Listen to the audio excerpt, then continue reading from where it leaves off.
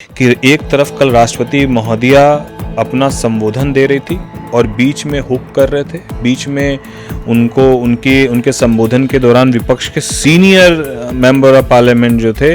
वो बार बार शोर शराबा करके मुस्कुरा रहे थे, हंस रहे थे। नीट परीक्षा को लेकर पूरे देश भर में लगातार विवाद देखने को मिल रहा है और इसको लेकर सियासत भी जमकर हो रही है। लोकसभा राज्यसभा दोनों जगहों पर इसको लेकर हंगामा भी देखने को मिल रहा है और जो सत्र चल रहा है संसद का उसमें भी विपक्ष जो है लगातार इसको लेकर चर्चा की मांग कर रहा है। तो वहीं सरकार का ये पक्ष है कि हम चर्चा करने के लिए तैयार हैं, लेकिन विपक्ष जो है इसमें बहस करने के लिए तैयार नहीं है। तो ऐसे में एनडीए का इस पर क्या कुछ रुख है, हमारे साथ बातचीत करने के लिए खगड़िया लोकसभा से सांसद जो है राजेश वर्मा जी नवनिर्वाचित होकर जीते हैं। सबसे पहले तो सर आपको जीत की बहुत ढेर सारी बधाई। बहुत धन्यवाद, बहुत शुक्रिया जी। क्या कहेंगे जिस तरीके से अभी ये जो पूरा विवाद हो रहा है नीट परीक्षा को लेकर, आप भी एक युवा हैं और ऐसे में तमाम देश के युवाओं को लेकर जो ये भविष्य उनके संकट को लेकर सवाल खड़ा हो रहा है, विपक्ष कह रहा है कि सरकार गंभीर नहीं है, चर्चा नहीं करना चाहते और हम चाहते हैं कि इस पर चर्चा हो, बहस होनी चाहिए। देखिए, मुझे लगता है कि मेरी तरह 281 नए first timer member of parliament जीत कर इस बार 18वीं लोकसभा में आए हैं। तो हम जैसे जो नए मेंबर ऑफ पार्लियामेंट है वो अभी चीज़ों को सिर्फ ऑब्ज़र्व कर रहे हैं और मुझे लगता है कि हम लोग के सामने जो सीनियर हमारे मेंबर ऑफ पार्लियामेंट है उनको हम लोग को एक सकारात्मक माहौल के साथ एक अच्छा मैसेज देने की ज़रूरत है। जिस तरीके से राष्ट्रपति महोदया का कल संबोधन हुआ, जहां पर राष्ट्रपति महोदया ने खुद नीट और पेपर लीक वाले विषयों को गंभीरता से रखा और उन्होंने इस बात को स्पष्ट कहा कि एनडीए की जो सरकार है वो ना केवल इसको लेकर सख्त कार्रवाई कर रही है, बल्कि ये दोबारा नहीं हो इसकी पुनरावृत्ति, इसको लेकर कानून भी बनाने को लेकर हम लोग की एनडीए की सरकार जो है वो सकारात्मक पहल करेगी। और ये एक नियम का प्रक्रिया का पार्ट है कि जब राष्ट्रपति महोदया का अभिभाषण हो जाता है तो उसके बाद वोट ऑफ थैंक्स का एक दौर चलता है, जब सदन जो है वो राष्ट्रपति महोदया को धन्यवाद देता है। और धन्यवाद के क्रम में जब सभी पार्टी के दल के लोगों को मौका दिया जाता है, उस वक्त आप धन्यवाद के क्रम में राष्ट्रपति जी के संबोधन में किए गए तमाम बिंदुओं पर भी आप चर्चा करने का आपको पूरा स्वतंत्र अधिकार होता है। यही आज की सदन जब कार्रवाई शुरू हुई, हमारे अध्यक्ष महोदय ओम बिरला जी ने इस बात को जैसे ही रखा कि वोट ऑफ थैंक्स के लिए किसी का वो नाम बोलते, उसके पहले ही विपक्ष के लोगों ने शोर शराबा शुरू किया। आदरणीय राहुल गांधी जी खड़े होकर नीट को लेकर, युवाओं को लेकर अपनी बात को शुरू कर रहे थे। तब हमारे अध्यक्ष महोदय ने कहा कि जब हम लोग नियम संगत तरीके से इस पर आएंगे, सबको बोलने का मौका दिया जाएगा। अपने वोट ऑफ थैंक्स के क्रम में आप सभी विषयों को रखिएगा, कोई दिक्कत नहीं है।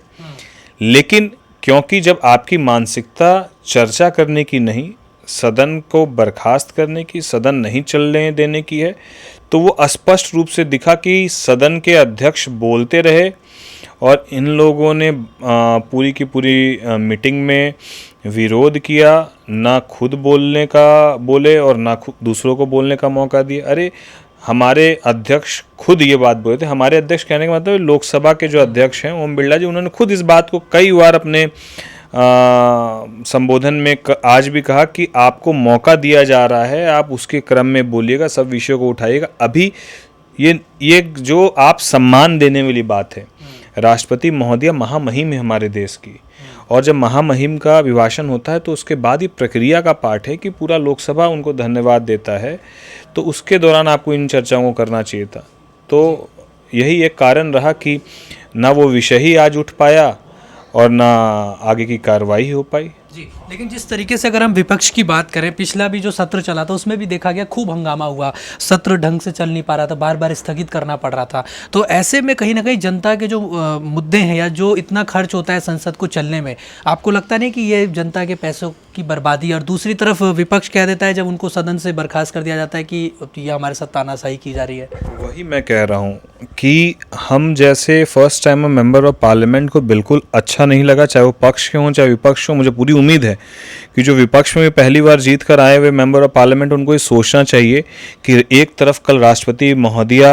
अपना संबोधन दे रही थी और बीच में हुक कर रहे थे, बीच में उनके संबोधन के दौरान विपक्ष के सीनियर मेंबर ऑफ पार्लियामेंट जो थे वो बार बार शोर शराबा करके मुस्कुरा रहे थे, हंस रहे थे। तो ये कहीं ना कहीं अनुशासनहीनता दिखाता है और कहीं ना कहीं मुझे लगता है कि ये एक लोकसभा के प्रति जो लोगों का नज़रिया है, वो नज़रिया जो है ये कभी नहीं हो सकता है।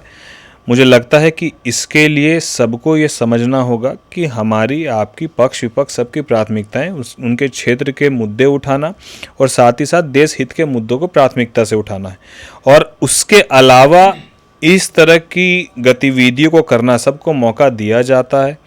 हमारे अध्यक्ष महोदय ने इस बात को स्पष्टता से कहा कि सबको मौका दिया भी जाएगा, लेकिन आपको एक प्रक्रिया जो है उसको समझना होगा। जब आपको आपका समय मिले उस वक्त में आप अपनी सारी बातों को रखिए। तो इस तरीके से सदन भी खूबसूरती से चलेगा, हम लोग भी अपने क्षेत्र की और देश हित के जो मुद्दे हैं उसको सब लोग उठा पाएंगे और तब सकारात्मक उस पर पहल भी हो पाएगा। ये दुखद है, विपक्ष को इन चीज़ों को समझना होगा। सिर्फ विरोध करना, सदन नहीं चलने देना, और ये बिल्कुल उनकी मानसिकता ये स्पष्ट दिखाता है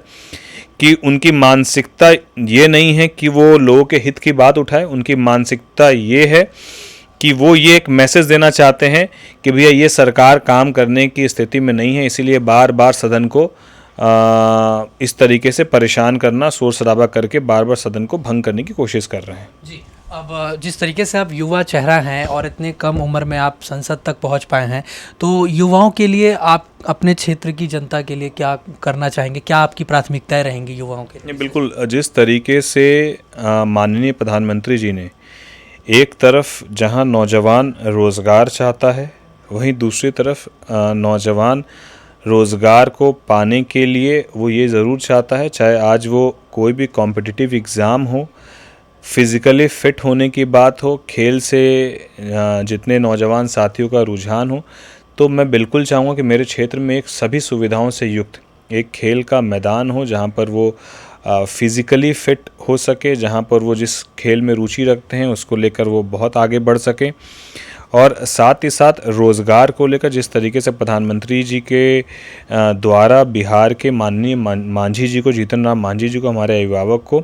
एमएसएमई डिपार्टमेंट का कैबिनेट मिनिस्टर बनाया गया है, जिसके तहत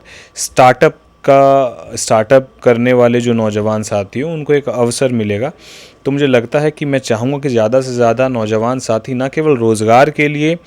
प्रयास करें, साथ ही साथ यदि उनके पास कोई बिज़नेस आइडियाज़ हैं, कुछ स्टार्टअप करना वो चाहते हैं, उसमें सरकार उनको सहयोग करने के लिए तैयार है। उस आइडियाज़ के साथ वो रोज़गार देने के योग्य भी बन जाए। तो ये दोनों ही विषयों पर मुझे लगता है कि मेरी प्राथमिकताएं रहें कि मैं इन मुद्दों को मजबूती से उठाऊं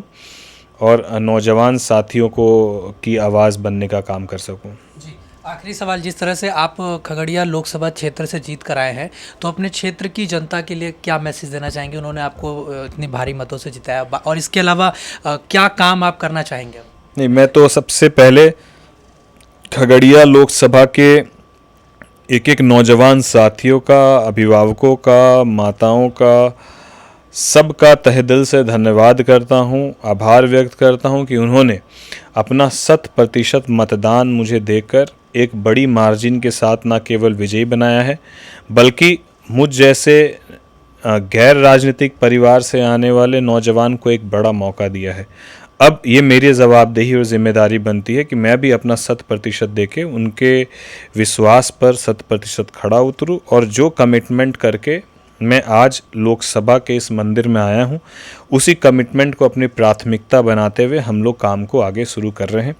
और इनफैक्ट मैंने सड़क को लेकर जो मेरी प्राथमिकताएं थी, मेरी प्राथमिकताएं हर कच्चे मकान जो है मेरे लोकसभा में वो पक्के हों, वो मेरी प्राथमिकताओं में था।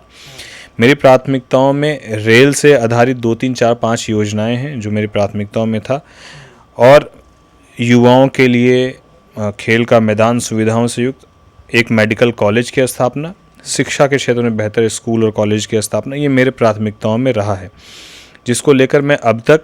रोड को लेकर बिहार सरकार के माननीय मंत्री अशोक चौधरी जी को 125 रोड मैंने दी है, जिसको उन्होंने त्वरित कार्रवाई करते हुए विभाग के लोगों को देते हुए उस पर स्वीकृति भी प्रदान की है। आगामी 1 हफ्ता 10 दिन मुझे लगता है कि वो टेंडर प्रोसेस में भी जाएगा और सड़कें दुरुस्त होंगी। मैंने अश्वनी वैष्णव जी से मुलाकात करके रेल की और आरओबी की मांग की है, जिस पर आरओबी पे उन्होंने त्वरित कार्रवाई की। उन्होंने मुझे आश्वस्त किया है कि जल्दी उसका भी काम हम शुरू कराएंगे। साथ ही साथ अब मेरी प्राथमिकता है कि मेडिकल कॉलेज और बाकी चीज़ों के लिए इस बार जब मैं बिहार जाऊंगा तो मैं माननीय मंत्री मंगल पांडे जी से भी मुलाकात करके प्राथमिक स्वास्थ्य केंद्र और मेडिकल कॉलेज की स्थापना वहाँ हो, इसको लेकर मैं प्रयास करता रहूँगा। बहुत बहुत आपको बहुत शुभकामनाएं कि आप बहुत ऐसे ही शुक्रिया, काम करते रहें। बहुत शुक्रिया। जी, तो ये हमने बातचीत करी राजेश वर्मा जी से, जो कि नवनिर्वाचित सांसद हैं खगड़िया लोकसभा से, और कह रहे हैं कि अब जो भी उन्होंने वादे किए हैं निश्चित तौर पर अपने 5 साल के इन कार्यकालों में उन तमाम वादों को पूरा करेंगे, चाहे सड़क, शिक्षा, स्वास्थ्य, हर एक मुद्दे को लेकर जो उन्होंने जनता से वादा किया उसको पूरी तरह से पूरा करने का उन्होंने कसम खाया। और देखते हैं कि आने वाले समय में किस तरीके से वो अपने वादों पर खरे उतरते हैं। वीडियो जर्नलिस्ट अभिमन्यु के साथ मैं हिमांशु दुबे, DD24 भारत, दिल्ली।